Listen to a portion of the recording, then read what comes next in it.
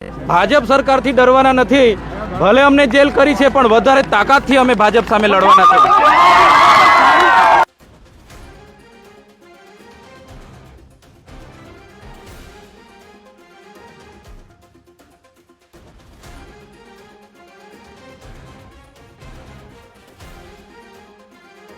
મને અને મારા પરિવારને રાજકીય ષડયંત્ર અંતર્ગત અમને ફસાવવામાં આવ્યા હતા અને છેલ્લા 3 મહિનાથી મારા ધર્મપત્ની શકુંતલા અહીંયા જેલમાં છે અને મને જ્યારે નામદાર કોર્ટે સેશન કોર્ટે જામીન આપ્યા છે અને શરતી જામીન આપ્યા છે, અમે એમને આવકારીએ છીએ અને આ શરતો કાઢવા માટે આવનાર દિવસોમાં આગળની હાઈકોર્ટની અપીલ પણ અમે કરીશું।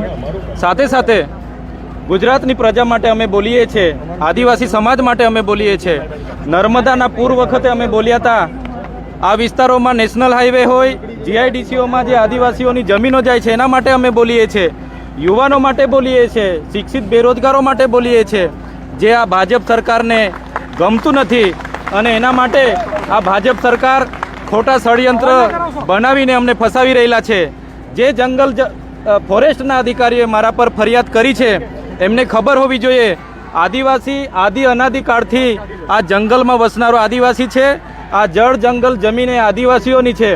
વન અધિકાર અધિનિયમ 2006 અંતર્ગત અમને દાવા હક મળ્યા છે, જે જમીનો અમે ખેડીએ છીએ અને આવનાર દિવસોમાં પણ જેને જમીન અધિકાર સનદ નથી મળ્યા એના માટે પણ અમે લડીશું। એટલે અમે ક્યારે ભાજપ સરકારથી ડરવાના નથી, ભલે અમને જેલ કરી છે પણ વધારે તાકાતથી અમે ભાજપ સામે લડવાના છે।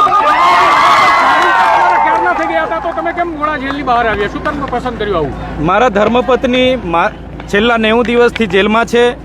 અમે સાથે આવવાના હતા પરંતુ સંજોગો વસાત અને એમનો આગ્રહ હતો કે વિધાનસભાનું સત્ર ચાલુ થઈ ગયેલું છે અને લોકોના પ્રશ્ન તમારે ઉઠાવવાના છે, એમના આગ્રહને માન રાખીને હું વિધાનસભાના સત્રના લીધે આજે જેલથી બહાર આવેલો છું અને આવનાર દિવસમાં ગુજરાતની પ્રજા હોય કે આદિવાસી સમાજ હોય એમના માટે અમે વિધાનસભામાં પણ લડીશું અને અવાજ બુલંદ કરીશું। આગળની આયોજન શું છે? ભરૂચ લોકસભાને લઈને કેવું આયોજન? તે દરમિયાન લોકસભાની ચૂંટણી તમારે લડશો જાહેરાત કરી દેવામાં આવી, તેને લઈ શું કહેશો? ભરૂચ લોકસભા ચૂંટણીમાં માન્ય અરવિંદ કેજરીવાલજી અને ભગવત માનજી મારી મુલાકાતે આવ્યા હતા અને એમણે કીધું છે કે ચૈતરભાઈ તમારે લડવાનું છે। એટલે અમારા રાષ્ટ્રીય અધ્યક્ષ જ્યારે કહેતા હોય ત્યારે અમે પૂરી તાકાતથી ભરૂચ લોકસભા લડવાના છે અને ભરૂચ લોકસભા જીતવાના પણ છે।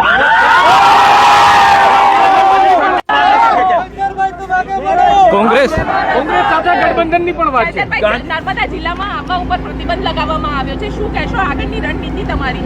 જે નર્મદા જિલ્લામાં હું એક લોકપ્રતિનિધિ છું, મને અહીંના લોકોએ 1 લાખથી પણ વધારે મતોથી ચૂંટાયા છે અને અહીંના લોકોએ ધારાસભ્ય જેવા લોકપ્રતિનિધિ પર એના વિસ્તારમાં એના ઘરે પ્રવેશ બંધી એ તો દુઃખની વાત છે। આજે દેશની લોકશાહી ખતમ છે પણ અમે લોકહિત માટે અને લોકશાહી બચાવવા માટે પણ લડીશું અને જે પણ શરતો છે એને નાબૂદ કરવા માટે અમે નામદાર હાઈકોર્ટમાં આગળ પિટિશન કરીશું।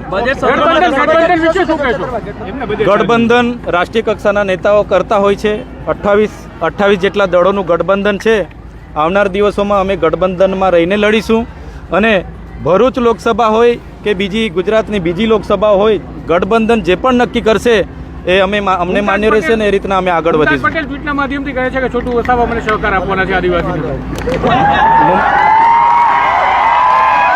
મુમતાજબેન પટેલ સ્વર્ગીય અહેમદભાઈ પટેલના પુત્રી છે અને ઘણું સામાજિક કાર્ય પણ કરે છે, એ લોકોની વચ્ચે પણ કાયમ રહેતા હોય છે। સ્વાભાવિક છે કે એમણે પણ લોકસભા લડવાની છે, પરંતુ ગઠબંધન જે પણ નક્કી કરશે એ ગઠબંધનને આખરી નિર્ણય હશે, રાષ્ટ્રીય કક્ષાના નેતાઓ નક્કી કરશે એ પ્રમાણે અમે આગળ વધીશું। અમારી હાલના તબક્કે ભરૂચ લોકસભા લડવાની પૂરેપૂરી તૈયારી છે અને અમે મજબૂત ઉમેદવાર પણ છે।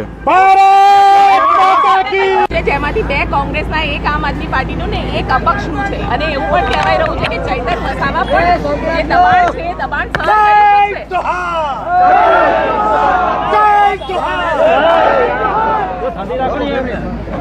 હવે અપક્ષના ધારાસભ્ય કે કોંગ્રેસના ધારાસભ્યએ ભાજપની દબાણવશ આવીને રાજીનામા આપ્યા હશે। ભાજપે અમારા પણ સામ દામ દંડ ભેદ નીતિ અપનાવી જ છે, આ પણ એક રાજકીય ષડયંત્રનો ભાગ જ છે। પણ ચૈતરભાઈ વસાવા આદિવાસી સમાજમાંથી આવે છે, જે સમાજે અંગ્રેજોને પણ અહીંયા હંપાવ્યા હતા, બિરસા મુંડાના અમે વંશજો છે। અમે ક્યારેય ભાજપ સામે અમે ક્યારેક ભાજપ સામે નમવાના નથી, પણ પૂરી તાકાતથી અમે ભાજપ સામે લડીશું. પોલીસે એક ઉપજાવી કાઢેલી વાર્તા છે. પોલીસે એવું કીધું છે કે આ માથાભારે શખ્સ છે, આ તમસી મગજનો માણસ છે, જાનમાલને નુકસાન કરે છે અને ડીગા પાટુનો વારે ઘડે માર મારે છે. હવે આ લોકોએ મને ચૂંટ્યો છે તો કોને મેં ડીગા પાટુના માર મારું છું ભાઈ? કોના જાનને કોના માલને મેં નુકસાન કર્યું છે? એટલે કોઈના જાન માલને અમે નુકસાન નથી કર્યું કે અમે માથાભારે માણસ પણ નથી.